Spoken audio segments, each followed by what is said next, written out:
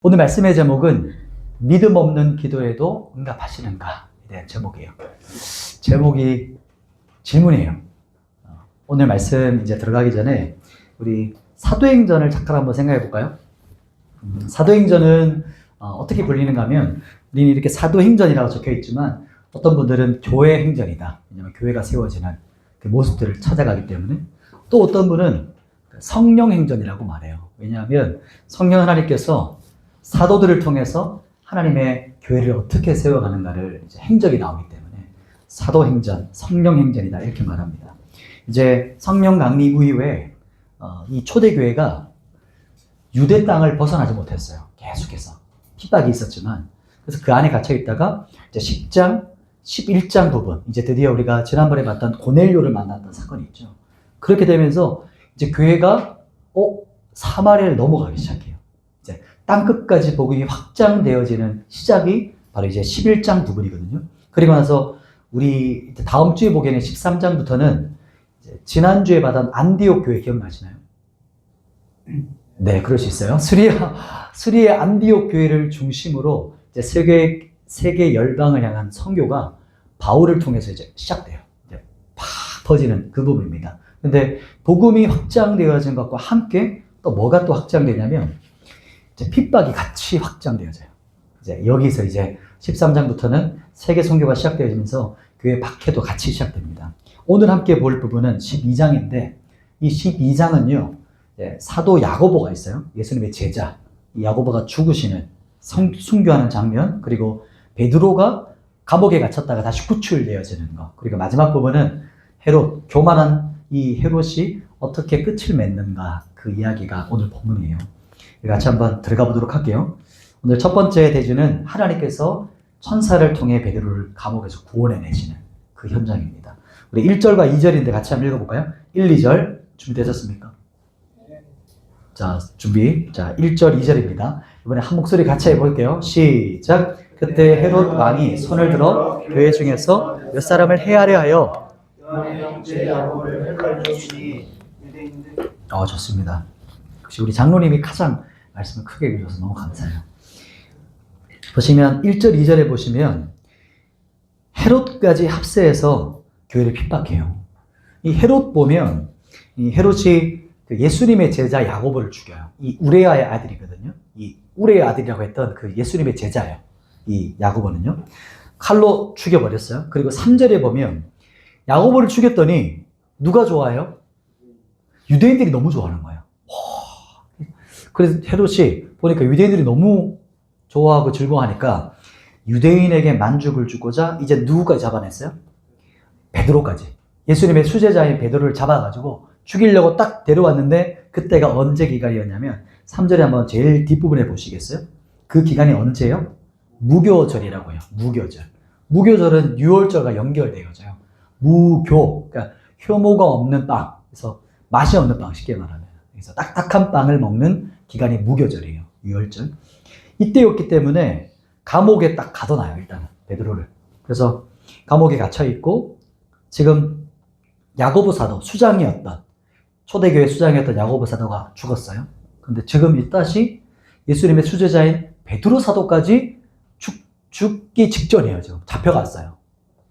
교회가 어떻게 반응했을까요? 볼까요? 우리 5절에 교회의 반응이 보입니다. 우리 같이 한번 읽어보도록 할게요. 시작. 이에 베드로는 옥에 갇혔고 교회는 그를 위하여 간절히 하나님께 기도하더라. 어떻게 반응했냐면 하나님께 어떻게 해요? 간절히 기도했어요. 여기서 간절이라는 게 뜨겁게 열렬히 이렇게 기도했다 이렇게 나옵니다. 베드로의 옥에 갇혔어요. 초대교회 성도들은 야고보처럼 베드로 사도가 죽지 않도록 지금 뜨겁게 기도하는 그 모습을 우리가 볼 수 있어요. 살려달라고 하나님께 간절히 기도하죠. 그런데 언제 하나님께서 응답하셨을까요? 한번 보시겠어요? 6절 한번 볼래요? 6절. 6절에 보시면 눈으로 한번 따라와 보세요. 지금 헤롯이 잡아내려고 하는 언제요? 그 전날 밤이에요. 지금 그 전날 밤에 하나님께서 응답하셨어요. 마지막 날 밤이에요.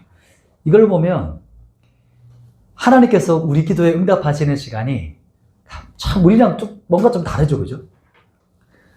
기도하면 뭔가 되면 될 것 같은데 언제 응답이 왔어요? 죽기 직전 그 밤에 연락이 왔어요. 이제 답이 온 거죠.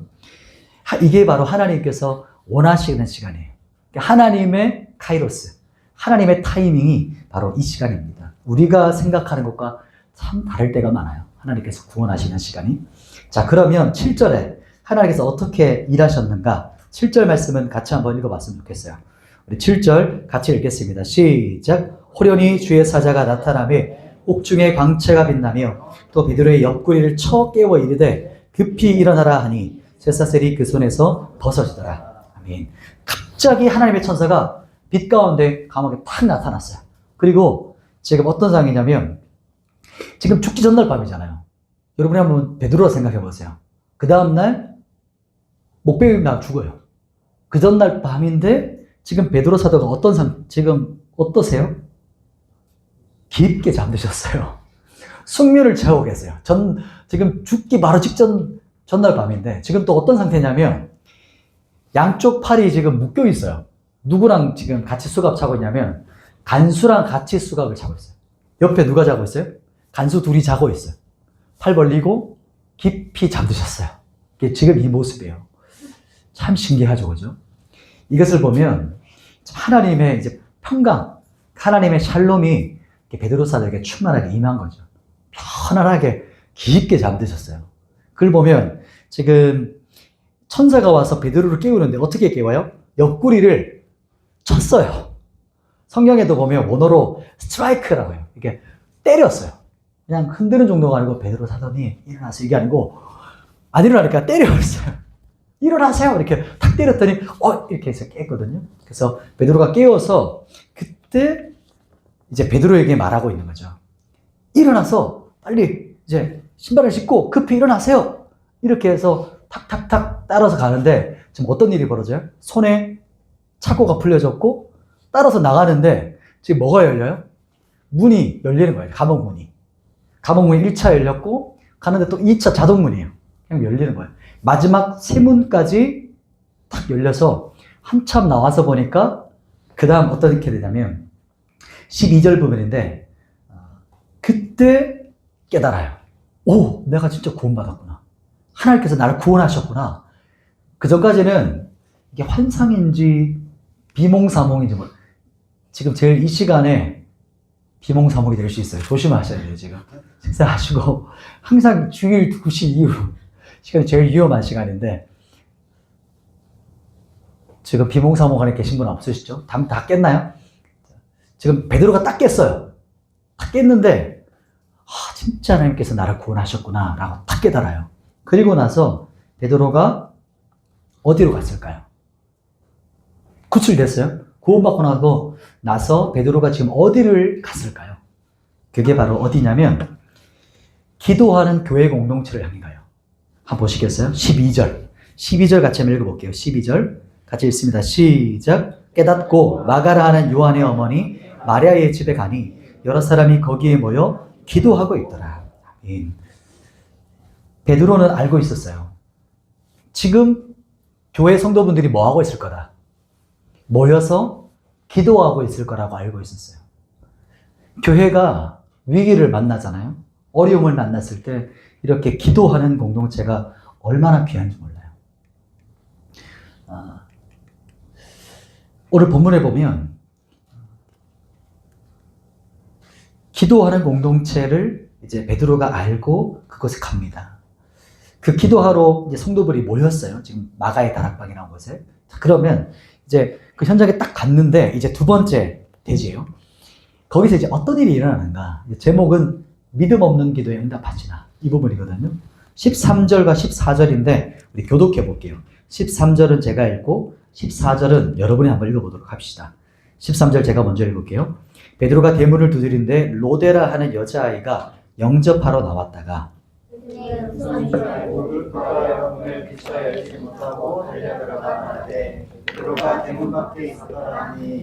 아멘. 베드로가 지금 잠긴 문을 어떻게 하고 있어요? 막 두드리고 있어요. 이게 참 신비로워요. 그 전에 지금 베드로는 감옥은 어떻게 됐어요? 문이? 자동으로 다 열렸거든요. 그런데 교회 딱 갔더니 교회 문이 어떻게 있어요? 잠겨져 있어요. 안 열려요. 이게 참 신비로운 재밌는 모습이죠. 문이 잠겨 있어요. 그래서 지금 꽝꽝꽝꽝 두드리고 있어요. 그랬더니 문이 왜 잠겨 있었을까요? 왜 이렇게 안 열릴까요, 이게? 그 안에 사람들이 지금 어떤 상태실까요? 기도하고 있고, 지금 수장도 잡혀 목베임 나게 죽었어요. 지금 누가 잡혀갔어요? 베드로 잡혀갔어요. 지금 하나씩 하나씩 죽임 당하는 거예요. 두려움 때문에 지금 숨어서 기도하고 있는 거예요. 뜨겁게 기도하지만. 땅땅땅 두드렸더니 누가 가장 먼저 나왔죠? 로데라고 하는 어린아이가 가장 먼저 나왔어요. 그래서 딱 나와서 보니까 문을 두드리는데 음성이 누구 음성이에요? 접니다, 베드로예요! 이렇게 이제 하거든요. 그랬더니 이 여자아이가, 여자애잖아요. 너무 기뻐가지고 베드로 사러 왔어요! 이렇게 해서 문을 열어줘야 되는데 문을 안 열어주고 돌아갔어요. 그래서 사람들한테 베드로 사러 왔어요! 기적이에요! 지금 문 밖에 베드로가 와 있어요! 했더니 그 사람들이 어떻게 반응했을까요? 한번 볼까요? 자, 15절. 기도하기 위해 모인 이 사람들이 어떻게 반응하는가? 자, 한번 읽어보십시다. 15절. 같이 읽어볼게요. 시작. 그들이 말하되 내가 미쳤다 하나 여자아이는 힘써 말하되 참말이라 하니 그들이 말하되 그러면 그의 천사라 하더라. 아멘. 지금 이 초대교회 성도들이 마가의 다락방 왜 모였죠? 왜 모였어요? 한번 입을 열어볼래요? 왜 모이셨어요? 기도하기 위해서 모였잖아요. 또 정확한 기도 제목은 뭐예요? 베드로가 죽지 않고 구원해달라고. 이게 기도 제목이었잖아요. 자, 그러면 지금 막 뜨겁게 막 기도하고 있어요. 베드로를 살려주십시오. 그래서 로데가 문 두드리는 소리 듣고 와서 뭐라고 말했어요? 여러분, 베드로가 살아왔어요. 이렇게 했더니 사람들이 뭐라고 반응했어요? 네가 미쳤구나. 이렇게 반응해요. 그랬더니 로데가 아니라고요. 진짜 베드로가 왔어요. 이렇게 진짜라고 했더니 사람들이 또 뭐라고 말해요? 아, 그러면 네가 너무 기도를 열심히 해가지고 헛걸 들은 거야. 네가 조금 헛것을 들은 거야. 라고 해요. 그랬더니 로데가 자기 들었잖아요. 막 진짜 베드로인 걸. 진짜라고요. 진짜 베드로가 지금 앞에 있다고요. 라고 했더니 사람들이 그때 뭐라고 하냐면 그러면 베드로의 천사 음성 아니야? 이렇게 반응해요. 이게 뭘까요? 이게 도대체 이게 뭘까요? 지금 기도하러 사람들이 모여서 베드로가 구원하려고 기도했는데 응답돼서 베드로가 왔어요. 구원받아 왔어요. 그런데 어떻게 반응해요? 그 로데가 하는 말을 믿지 않아요. 믿는 자들이 믿지 않는 기도를 해요. 믿는 자들인데 믿지 않고 기도하는 거예요. 지금 기도를 하고 있으면서 이 말 자체가 좀 모순이죠. 믿는 자라는 말 자체가. 그런데 뭐냐면 우리 안에 어떤 것을 말하는 거냐면 우리 안에 있는 불신앙의 어떤 패러다임을 말해요. 우리 지금 여기 앉아있는 분들은 꽤 오래 신앙생활 했을 텐데 신앙생활 하다 보면 진짜 믿음으로 고백하는 것과 종교적인 단어를 할 때가 있어요. 그러니까 교회 문화 언어. 교회에서 쓰는 말 있잖아요. A.W. 터저라는 분이 계신데 이분이 지금 요즘 제가 성령님을 추구하라 이 책을 읽고 있는데 그 부분에 이런 문구가 있었어요. 어제 읽었는 부분에 보면 주일날 옷을 입고 온다는 거예요. 어떤 옷일까요? 주일에 입을 옷. 어떤 느낌이요? 종교적인 옷을 입고 와서 예배 드리고 나서 그 주일의 종교적인 느낌을 하고 나서 집에 가서 이 종교 옷을 어떻게 해요? 걸어놔요. 그리고 언제 다시 입죠? 그 다음 주일에 입어요. 너무 소름 돋는 표현이었어요. 이 부분이 그런 것과 비슷해요. 우리가 어떤 문화에 익숙해서 신앙생활 하다 보면 진짜 믿음이 아닌데 그냥 반복했던 언어를 사용하는 거예요. 믿지 않는 기도. 그런 패러다임이 있을 수 있는 거예요. 오늘 본문에서 우리에게 말하는 것은 하나님께서 우리에게 말씀하시는 건요. 나의 틀, 내가 경험한 거. 그러니까 내가 신앙생활 하면서 내가 경험했던 그 틀과 패러다임을 하나님께서 뛰어넘기 원하시는 거예요. 우리가 하나님을 이렇게 재단하거든요. 내가 이 정도 믿을 수 있어. 이 정도까지는 하나님 하실 수 있겠지. 근데 이 정도는 안 될 거야. 라고 생각하는 우리 안에 있는 이 패러다임이 있다는 거예요. 틀이 있다는 것이죠. 성경에서는 뭐라고 말씀하십니까? 하나님은 전능하시고 지금도 어떻게 되세요? 살아계신 하나님이시다. 이렇게 말씀하시거든요. 근데 우리는 내 생각에 갇혀있는 하나님을 믿어요. 이게 불신앙의 패러다임입니다. 예전에 제가 어릴 때도 들었던 한 예화가 있었어요. 실화는 아니었던 것 같아요. 한 예화가 뭐냐면, 그 예화가 뭐냐면, 이제 클럽, 어떤 이제 나이트클럽 같은 술집인데, 그 술집이 교회를 대상으로 소송했던 이야기. 혹시 아는 분 있어요? 아마 조금 비슷한 버전으로 다르게 알고 있을 거예요. 어떤 이야기냐면, 제가 알고 있는 버전은 이런 거예요. 술집인데, 너무 이게 너무 시끄러운 거예요, 밤에. 그리고 막 주말만 되면 난리가 나는 거예요. 교회 성도들이 너무 힘들어. 이게 막 주말 되고 밤만 되면 막 난리가 나는 이 술집과 클럽이 같이 있으니까, 같이 하니까. 그래서 어떻게 했냐면, 교회가 하나님께 기도했어요. 저 술집 망하게 해달라고. 기도를 막 했더니, 그런데 어떤 일이 벌어졌을까요? 처음 듣는군요. 그 술집에 불이 나서 망해버렸어요. 술집이. 완전 쏠딱 망한 거예요. 불타가지고. 나중에 술집 사장님이 교회가 술집 망하게 해달라고 기도한 걸 알게 됐어. 그래서 어떻게 하냐면, 교회를 대상으로 소송을 걸었어요. 어떤 소송이에요? 교회가, 성도들이 하나님께 기도해서 우리 술집이 망했으니까 이 손해배상을 교회가 해야 된다. 배상해라. 이렇게 소송을 걸었어요. 이제 소송이 걸린 거죠. 법원 앞에 올라갔어요. 그래서 이 법원 앞에서 이제 재판 앞에서 이 술집 사장님은 이제 고발하는 거예요. 저기 교회가 우리 술집 망하게 해달라고 하나님께 기도해서 우리가 망했다. 그러니 우리 술집의 이 모든 것들을 배상해야 한다. 이렇게 했어요. 근데 교회 측 대표도 왔겠죠. 교회 측 대표가 이제 뭐라고 했을까요? 아니, 무슨 기도한다고 불이 납니까? 우린 그거 인정 못 합니다. 이렇게 됐어요.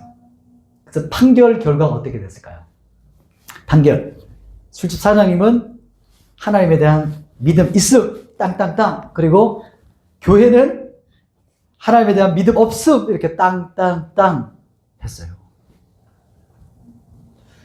이런 반응이 맞아요. 뭔가 좀 우습긴 우스운데 슬프죠. 우프죠, 그죠? 이 이야기가 오늘 이 본문이랑 좀 비슷해요. 우리가 성도들이 간절히 기도해요. 간절히 기도하면서 응답을 어떻게 해요? 믿지 않고 기도할 때가 있어요. 그리고 때로는 응답이 왔어요. 기도했는데 하나님께서 응답해 주셨어. 근데 응답되고 나니까 그 사람 안에서 또 뭐가 돌아가요? 이거 우연이었을 것 같은. 우연 아니야, 이거?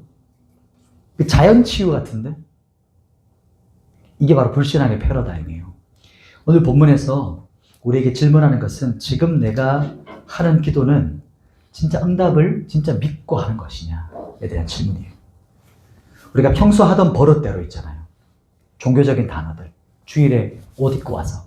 종교적인 옷을 입고 와서 주일은 이렇게 하는 거니까. 교회에서는 이렇게 하는 거니까. 그리고 벗어요. 예배를 끝나고 나면. 주일이 지나면 벗어요. 그리고 일상에 똑같이 살아가요. 그러면 어떻게 하나가 된 걸까요? 우리가 기도하는 언어 있잖아요. 말. 이 말과 우리의 삶에서 하나님에 대한 믿음, 우리의 삶의 모든 패턴들이 있죠. 말의 형식들, 믿음들. 이것이 내가 얼마나 하나 되어 있는가 하는 거예요. 얼마나 일치되어 있는가를 생각해 보셔야 돼요. 내가 옷 벗는 것처럼, 갈아입는 것처럼 입고 다니고 있지 않은가, 교회를. 그리고 기도할 때. 오늘 주일이잖아요. 그러니까 이 주일은 하나님께서 은혜 주시면 은혜 감동을 받아요. 그러나 평일은 그것을 거부하는 그 모습을 볼 수 있는 거예요. 그리고 그런 어떤 이야기 있거든요. 어느 시골 마을에 나이 많은 권사님이 막 짐보따리를 한 짐 메고 와서 교회 왔어요. 그래서 이 모든 짐을 교회에 탁 내려놓고 하나님, 제 모든 짐을 하나님께 맡겨드립니다. 다 하나님 맡겨드려요. 이렇게 한참 기도했어요. 그리고 이제 어떻게 됐을까요? 돌아갈 때가 됐어요. 한참 기도하고 돌아갈 때 어떻게 하셨을까요? 이 짐들을 다 하나하나 바리바리 다시 챙겨요. 그래서 다시 챙기면서 그래도 내가 이 짐은 챙겨가야지. 내가 해야지. 이런 어떤 모습인 거죠. 지금 지금 이뤘던 그 모습이에요. 공동체 안에서, 그 집 안에서는 이런 일이 벌어지고, 지금 문 밖에서는 지금 어떤 일이 벌어지고 있어요? 베드로는 지금 계속 두드리고 있어요. 왜 안 열어줘? 탁탁탁 두드려요. 그랬더니 그때 사람들이 진짜 베드로가 온 걸 알고 어떻게 하죠? 깜짝 놀라요. 그 부분이 이제 17절인데요. 같이 한번 읽어볼까요? 베드로가 돌아온 것을 이제 발견하는 교회의 모습. 17절 같이 읽습니다. 시작. 베드로가 그들에게 손짓하여 조용하게 하고 주께서 자기를 이끌어 옥에서 나오게 하던 일을 말하고 또 야고보와 형제들에게 이 말을 전하라 하고 떠나 다른 곳으로 가니라. 아멘. 지금 보시면 사람들이 얼마나 난리 났겠어요. 베드로가 오니까 흥분의 도가니였겠죠. 야, 구원해 주셨다고, 하나님 기적을 일으키셨다고 막 할 때 베드로가 오자마자 어떻게 해요? 사람들 손짓으로 조용히 시켜요. 조용히 하십시오. 그리고 뭐라고 첫 마디를 하죠? 주께서, 이렇게 시작해요. 주께서.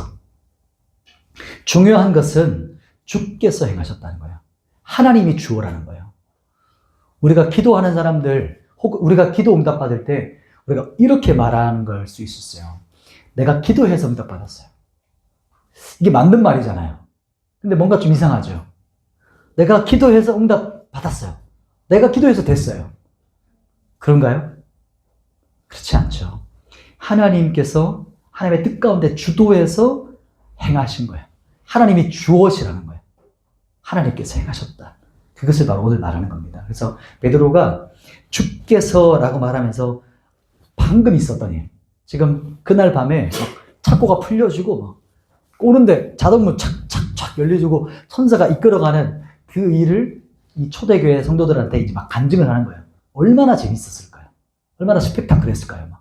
그 살아있는 간증을 하고 이제 야고보 사도에게 이 일을 알려주십시오라고 말해요. 야고보가 또 나오죠. 이 야고보는 누굴까요? 믿음으로 부활했다고 믿으면 안 돼요. 다른 야고보입니다. 아까 야고보는 야고보가 제자 야고보였고, 이 야고보는 예수님의 동생인 야고보. 그래서 이제 수장이 되는 야고보, 이분입니다. 그래서 베드로가 이제 이 간증을 하고 돌아가요. 두 번째 부분에서 우리에게 말하는 메시지가 뭘까요? 핵심이 뭘까요? 그것은 우리 안에 있는 것, 우리 안에 있는 불신앙적인 것, 종교적인 모습, 불신앙의 어떤 패러다임을 깨뜨리기 원하시는 거예요. 그것을 하나님께서 마음을 주시는 거고, 그리고 하나님을 내 생각으로, 내가 하나님을 제한하고 하나님을 재단해요. 여기까지만. 하나님, 이거 넘어가면 이거는 안 돼요. 여기까지는 제가 믿을 수 있어요. 요 정도는 제가 해줄 수 있어요. 근데 요거 넘어가면, 잘려요. 이게 뭐죠? 하나님을 내 틀에 맞추는 거예요. 그러나 이것을 하나님께서 반대로 바꾸길 원하시는 거예요.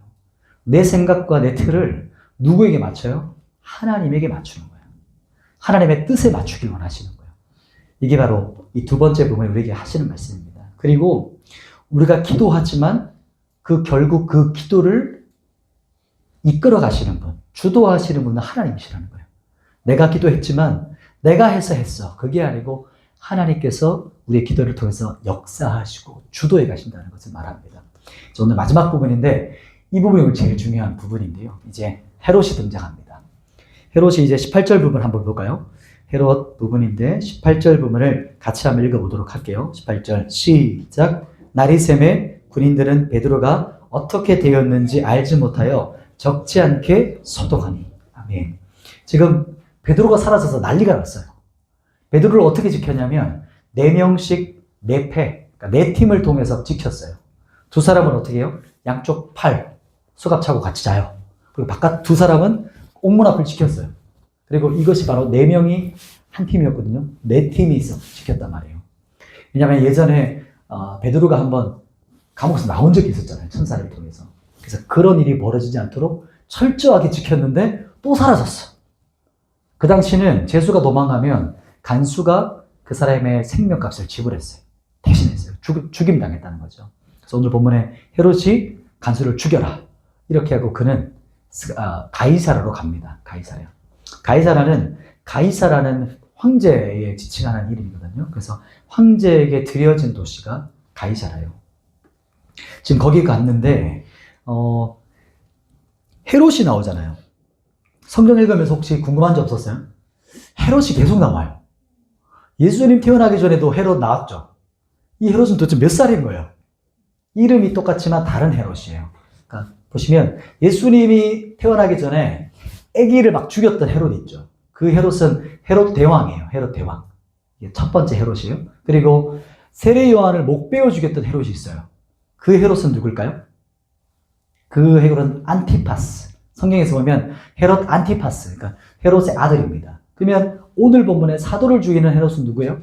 아그리파 1세예요. 아그리파 1세. 즉 오늘 이 야고보 사도를 죽였던 헤롯은 헤롯 대왕의 손자에 해당하는 헤롯이요. 18절에 보면 헤롯 아그리파가 지금 이제 가이사라로 가서 왕복을 입어요. 그래서 보시면 같이 한번 읽어볼까요? 21절. 헤롯이 지금 모습을 한번 읽어보십시다. 21절 같이 읽습니다. 시작. 헤롯이 나를 택하여 왕복을 입고 단상에 앉아 백성에게 연설하니.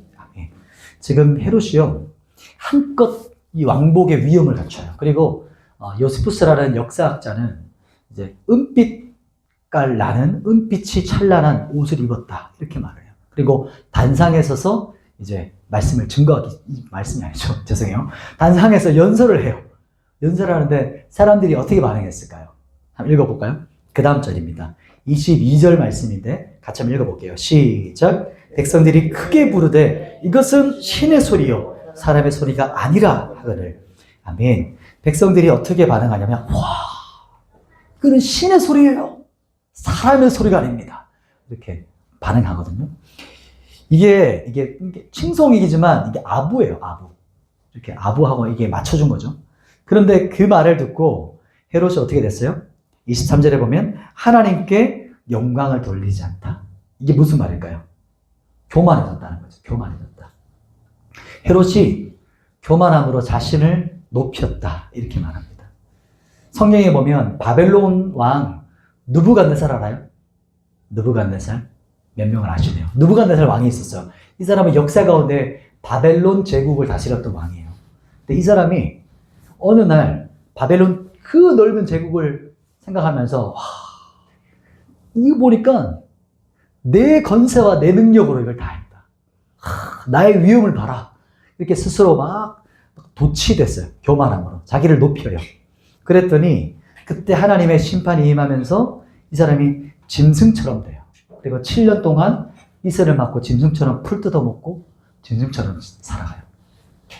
그런 일이 벌어지거든요. 오늘 본문에도 보면 이 헤롯이 자신을 높여요. 그리고 내가 했다. 내가 특별한 사람이다. 나야 나. 이렇게 자신을 높이는 그 고백을 하고 있는 거예요. 교만이 그를 삼켜버렸어요. 제가 지금 한 영상 한번 준비해 주시겠어요? 지난번 얼마 전에 봤던 짧은 쇼츠 영상인데 에드리언 로저스라는 목사님이 계세요. 네, 잠깐 멈춰보세요. 네, 에드먼드 로저스라는 분인데 이분이 했던 짧은 설교 영상입니다. 제목은 이 죄는 정말 위험합니다 라는 제목이에요. 한번 들어주시겠어요? A very dangerous sin that in my estimation is doing more to hold back revival than any other sin, doing more to destroy homes than any other sin, doing more to ruin this nation than any other sin, causing more Christians to live in failure and defeat than any other sin, and that is filling hell more than any other sin, and very frankly, it is the sin of pride. And the worst thing about it is it is such a deceitful sin. Many people who are infected and infested with pride have no idea that they are. There is at least a benefit and a bliss to being a drunkard. The drunkard knows he's a drunkard. The thief knows he's a thief. But many times the proud person does not recognize that he or she is proud. As a matter of fact, the proud person is often very proud of his humility. It's kind of catchy, isn't it? 여기까지입니다. 다시 한번 설교 PPT 보시겠어요? 빨리 지나가서 못 봤죠? 이런 글이 있어요. 제가 한번 읽어드릴게요. 설교 내용을 제가 이제 적었던 글입니다.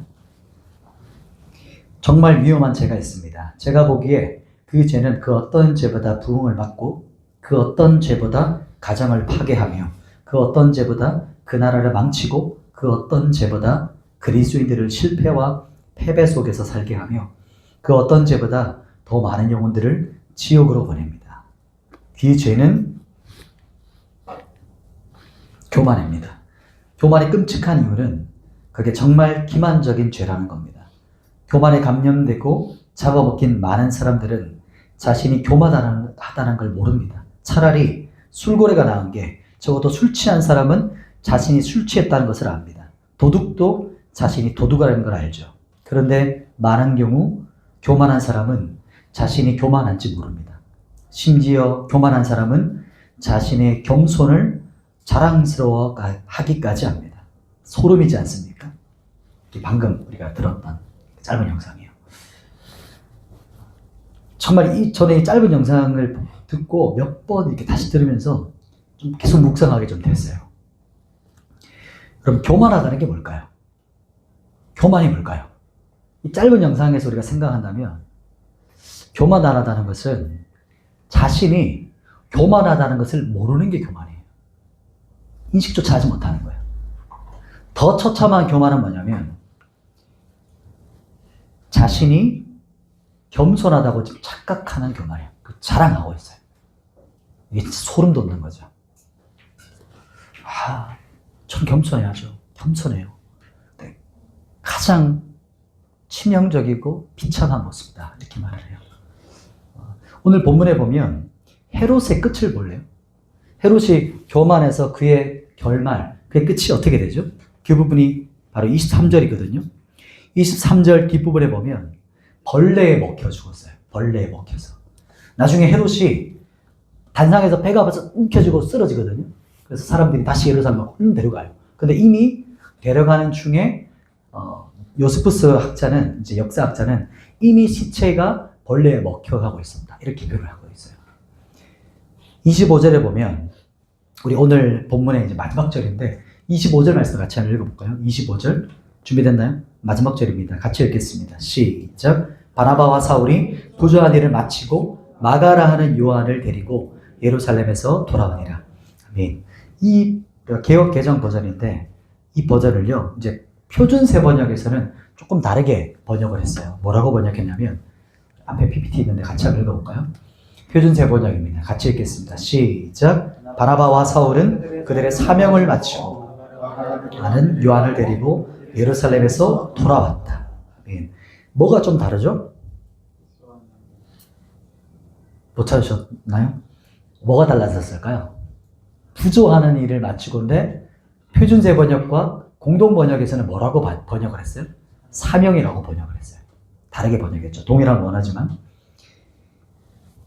바나바와 사울은 그의 인생이 사명을 마치는 인생이에요. 근데 오늘 본문의 헤롯은 어떻게 돼요? 헤롯의 인생은 벌레에 먹혀 죽는 인생이 됐어요. 또 성경 구절 한 구절 같이 한 구절 더 읽어봤으면 좋겠어요. 베드로전서 5장 5절 말씀인데 같이 한번 읽겠습니다. 시작. 젊은 자들아 이와 같이 장로들에게 순종하고 다 서로 겸손으로 허리를 동이라. 하나님은 교만한 자를 대적하실 때 겸손한 자들에게는 은혜를 주시니라. 아멘. 하나님은 교만한 자를 내치세요. 내치실 수밖에 없어요. 하나님께서. 그런데 그러면 진정 겸손하다는 게 뭘까요? 우리 겸손해야 된다. 여러분 겸손하셔야 돼요. 자, 네, 겸손할게요. 이렇게 막 조심조심 걷고 막 이렇게 막 고개 숙여 다니면 겸손한 걸까요? 그 조금 이상한 거죠. 그죠? 겸손이라는 게 뭘까요? 우리는 겸손 생각하면 유교적으로 생각해요. 뭔가 예의가 바르고, 네네네네. 이렇게 항상 예의 바르고, 웃고, 화 안 내고. 그게 겸손이고요. 교회에서는 성경을 이렇게 가슴에 다 안고 이렇게 조심조심 걸으면 겸손 해 보일 수 있겠죠. 예, 유교적으로 예의를 차리는 거죠. 그런 부분이 유독교라고 하죠. 유교와 기독교가 혼합된 거예요. 성경에서는 겸손이 그것이 아니라고 말하죠. 겸손은요, 내 안에, 내 자신 안에, 내 안에 어떤 선한 것도 없다는 것을 깨닫는 거예요. 내가 얼마나 내 안에 아무것도 없는 거예요. 정말 처절하게 하나님 아니면 어떤 것도 내가 하나님께 나아갈 수 없다는 걸 아는 거예요. 그리고 오직 예수 그리스도를 붙잡는 거예요. 이런 사람이 겸손한 사람입니다. 나에게 소망이 없다. 나에게 어떠한 근거도 없다. 그러면 우리가 겸손하다는 것은 교만하지 않는 게 소극적인 자세예요. 우리 교만하면 안 되지. 여러분, 교만하면 안 됩니다. 알겠습니다. 교만하지 않겠어요. 이거는 소극적이에요. 그렇다면 적극적으로 어떻게 하면 겸손할 수 있을까요? 어떻게 하면 겸손으로 나아갈 수 있을까요? 그것은 우리의 왕 되시고 우리가 주가 되신 예수 그리스도를 높이는 거예요. 그분을 높이는 겁니다. 그분이 나의 주가 되시고 그분이 나의 왕이시고 그분이 나의 찬양받기 합당하신 분이심을 고백하는 거예요. 높여드리는 거예요. 이게 적극적인 겁니다. 공동체에 보면 예수 그리스도를 높이는 공동체, 예수 그리스도가 주이십니다. 예수 그리스도가 왕이십니다. 그분을 높일 때 하나님의 영광이, 하나님의 영이 운행하세요. 그 공동체 안에. 예수 그리스도가 선포되어 보세요. 예수가 그리스도이심이 밝히 드러날 때 성령 하나님께서 운행하세요. 그런 공동체, 그런 예배 공동체, 하나님께서 운행하시는 예배, 그것을 사모합니다. 우리 여기 있는 한 분 한 분이 정말 그리스도를 높이시기 원해요. 그리스도가 여러분의 왕이시고 주이시고 나의 소망이시다. 그분이 나의 찬양받기 합당하신 분이시다. 나의 예배를 받기 합당하신 분이시다. 높이는 사람. 그분 앞에 내가 낮추는 거죠. 엎드리는 것이죠. 그런 어떤 예배 공동체, 그곳에서 주님이 높임 받으세요. 그분이 영광을 받으세요. 또 한 가지 들었던 생각은 이거예요. 우리가 겸손하다는 것은 튜닝하는 거예요. 조율하는 거예요. 조율할 때 보면 우리 모든 관악기라든지 모든 악기팀 이렇게 있으면 기준이 있죠. 기준. 내가 내 소리 내고 싶은 대로 소리 내는 게 아니고 기준에 맞춰 소리 내는 거예요. 튜닝한다는 것은 하나님께 내 소리를 맞추는 거예요. 이게 지금 시대에 참 어렵거든요. 내 생각, 내 기준, 내 갈망, 내 원함, 내 욕구, 이것을 누구에게 맞춰요? 하나님께 맞춰요. 이 시대는 너희가 기준이야. 너 하고 싶은 대로 해. 너 존중받을 만해. 그러나 성경은 정확한 기준이 있어요. 그 기준이 바로 하나님이세요. 하나님의 뜻이에요. 그리고 성경이 그걸 알게 해줘요. 하나님의 뜻과 하나님의 마음에 우리를 조율하는 거예요. 그러면 내 생각이 교정돼야 되거든요. 내 생각이 꺾여야 되거든요. 내가 엎드려야 되거든요. 어렵죠. 그게 겸손입니다. 그게 내가 깨어지는 거예요. 그런 과정을 통해서 내가 조율되어져 가요. 하나님 앞에 조율되어져 가요. 교회 공동체가 각자 자기 파 흔들고 내가 원하는 거 하는 그런 교회가 아니고 예수 그리스도의 기준, 예수 그리스도가 기준되어서 거기에 조율되어지는 거. 저는 그런 공동체를 사모해요. 그리고 그런 교회, 그런 예배, 찬양, 경배 가운데 하나님의 영광이 충만하게 임해요. 예수 그리스도가 높임 받으시는 그곳에. 말씀을 정리하겠습니다. 오늘 말씀 첫 번째는 하나님께서 베드로를 구원해내셨던 거. 두 번째는 우리 기도, 우리 패러다임이 바뀌기 원해요. 우리 틀이 깨어지기 원하시는 거예요. 마지막 세 번째는 교만한 헤롯의 결말을 봤죠. 진짜 겸손이라는 것은 내 안에 아무것도 없다는 것을 깨닫는 거예요. 나에게 아무런 소망이 없던가는 걸 알아야 돼요. 그게 하나님께 나아가게 하는 원동력이 돼요. 갈망이 돼요. 아직까지 나에게 소망이 있어요. 내가 좀 해보자. 내가 더 열심히 해보자.